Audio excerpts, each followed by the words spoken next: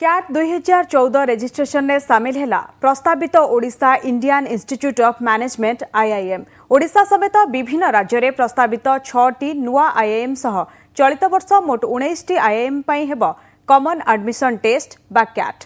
नवेम्बर मासरे यह परीक्षा हेब। छात्र छात्री सुविधा यूट्यूब रे अपलोड होइथिबा एक वीडियो रे ओडिया आईआईएम रे नाम लेखिबा बाबद रे उल्लेख रही।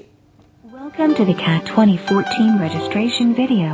कॉमन एडमिशन टेस्ट बा कैट 2014 पई किभଳି करिवे रजिस्ट्रेशन। छात्र छात्री सुविधा पई यूट्यूब रे अपलोड होईछि 6 मिनिट रो ए video. Filling the application form.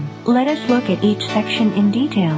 अगस्त 6 रु रजिस्ट्रेशन प्रक्रिया आरंभ होइथिबा बेले सेप्टेम्बर 30 जाय चलिबो। नवेम्बर 16 रु नवेम्बर 22 मध्ये रे कैट परीक्षा हेबो। देशर 69 सेंटर और 354 टेस्टिंग सेंटर रे हेबो एई परीक्षा। गुरुत्वपूर्ण कथा हला प्रस्तावित 6टी नुआ आईआईएम रे ग्रेजुएट प्रोग्राम पाई छात्र छात्री रजिस्ट्रेशन करि परिबे। Note: you can also apply for the postgraduate program in the proposed new 6 IIMs. आउ ये हेउछि ओडिशा आईआईएम रो ना। 2015-16 शिक्षा वर्षरु एसबु आईआईएम कार्यक्षम हेबो। एथि पई केउ शहर रे आपण परीक्षा देबे से नै उल्लेख करि परिबे। Next, select the preferences of the city where you wish to give the exam.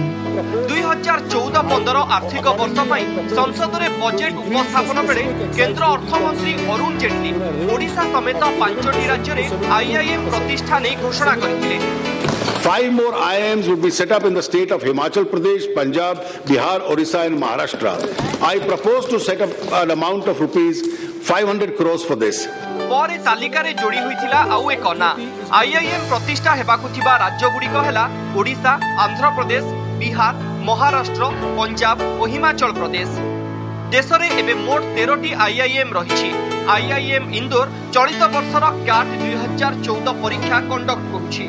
Bureau report OTV. Start the registration process.